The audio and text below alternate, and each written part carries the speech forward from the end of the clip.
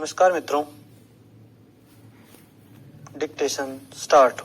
उपाध्यक्ष महोदय, तब उन लोगों को कुछ आशा हुई कि हम लोग भी उसी तरह चल सकते हैं जिस तरह से पहले चल रहे थे, लेकिन अभी हाल में जो चुनाव हुआ उससे देश के धनिकों के मन में बड़ा संदेह पैदा हुआ कि इस चुनाव के बाद उनकी स्थिति वैसी नहीं रहेगी जो अब तक चली आती रही है।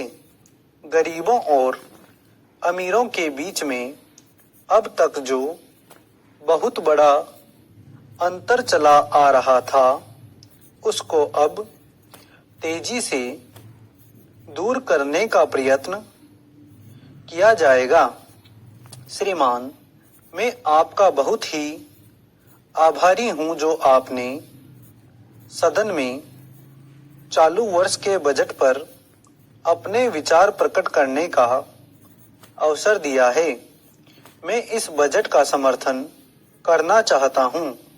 श्रीमान, मैं सबसे पहले अपने दल के नेता प्रधानमंत्री को इस बात के लिए बधाई देना चाहता हूं कि उनके नेतृत्व में देश में कांग्रेस दल को स्पष्ट बहुमत मिला और इसके फलस्वरूप यहां पर केंद्र में एक ऐसी सरकार का गठन हुआ जो कि देश में वास्तव में समाजवाद लाना चाहती है।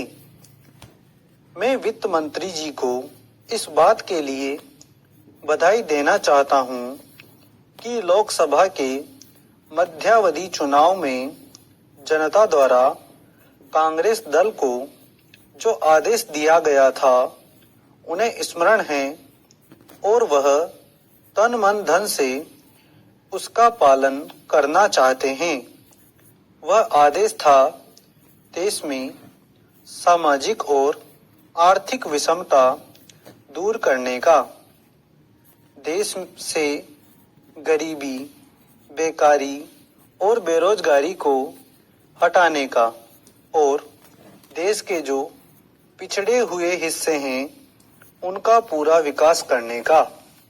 साथ ही साथ इस बात का भी आदेश था कि देश के अंदर इस प्रकार की सामाजिक और आर्थिक व्यवस्था पैदा की जाए जिसके अंतर्गत जनता शोषण से मुक्त हो सके। श्रीमान, यह ठीक है कि देश में कृषि के क्षेत्र में उत्पादन में वृद्धि हुई है, परंतु इसके साथ ही यह भी दृष्टि में रखना चाहिए कि लागत में भी पूरी वृद्धि हुई है। इसके लिए आवश्यक है कि सिंचाई के साधन बढ़ाए जाएं और अधिक उन्नत बीजों का प्रयोग किया जाए।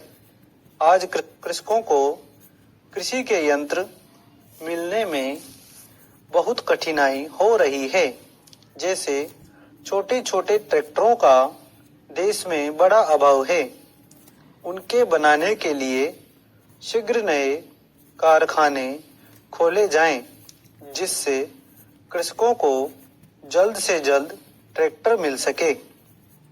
देश तभी प्रगति करेगा, हमारा ऐसा विश्वास है।